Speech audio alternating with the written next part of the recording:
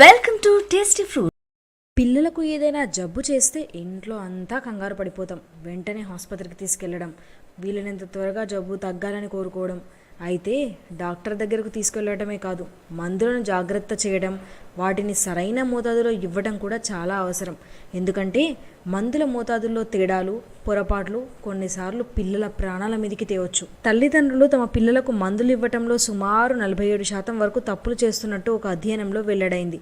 దీనికి ప్రధాన కారణం మందులను కొలవటంపై తికమక పడటం, ఎలా ఇవ్వాలో సరిగా తెలియకపోవడం. మందులను కొన్నప్పుడు వాటి మీద రాసి ఉండే వివరాలను ఒకసారి చదవడం చాలా మంచిది. అవి పిల్లలకు వాడటం సురక్షితమేనా అనేది కూడా చూసుకోవాలి.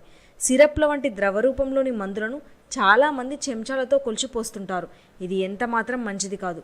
టీ స్పూన్లు, టేబుల్ స్పూన్లు అన్నీ ఒకే సైజులో ఉండవు. వీటితో పోలిస్తే మందు మోతాదు ఎక్కువ తక్కువ అయ్యే అవకాశాలు ఉన్నాయి. కాబట్టి కొలత పాత్రలతోనే మందును కొలవాలి. చాలాసార్లు మందు సీసాలతోనే కొలత పాత్రలు కూడా వస్తుంటాయి. వాటి మీద మోతాదుల గుర్తులు ఉంటాయి. వాటి ప్రకారమే సూచించిన మోతాదు వరకు మందుని ఇవ్వాలి. కొలత పాత్రలు లేకపోతే సూది లేని సిరంజీలతో కొలవచ్చు. ఒక మోతాదు అంటే ఒకసారికి ఇవ్వాల్సిన మందు అని అర్థం. అయితే కొందరు జబ్బు తగ్గటం లేదని ఎక్కువగా పోస్తుంటారు, ఎక్కువసార్లు కూడా ఇస్తుంటారు. ఇలా చేయడం సరికాదు. సూచించిన మోతాదుకు ఎక్కువ కానీ తక్కువ కానీ ఇవ్వొద్దు. రోజుకు ఎన్నిసార్లు ఇవ్వమంటే అన్నిసార్లే ఇవ్వవలసి ఉంటుంది. మందు మోతాదు శరీర బరువును బట్టి ఆధారపడి ఉంటుంది. ఒకే వయసు పిల్లలైనా కొందరు ఎక్కువ బరువు, కొందరు తక్కువ బరువు ఉండొచ్చు. అందువల్ల అందరికీ ఒకే మోతాదు సరిపోదు. కాబట్టి డాక్టర్ సూచించిన ప్రకారమే మందు పోయాలి. మోతాదులను గుర్తుంచుకోవడం కష్టంగా అనిపిస్తే 1-2 సార్లు అడిగి తెలుసుకోండి. అవసరమైతే కాగితం మీద రాసుకోండి. చాలా రకాల మందుల సీసాలు చూడడానికి ఒకేలా ఉంటాయి. కాబట్టి ఏది ఎప్పుడు ఇవ్వాలో గుర్తుంచుకోండి. ఒకసారి వాడాల్సింది మరోసారి వాడటం, ఒకరికి ఇవ్వాల్సింది మరొకరికి ఇవ్వటం మాత్రం చేయకండి. మందులను ఎల్లప్పుడూ చల్లటి నీడ ప్రదేశంలోనే ఉంచాలి.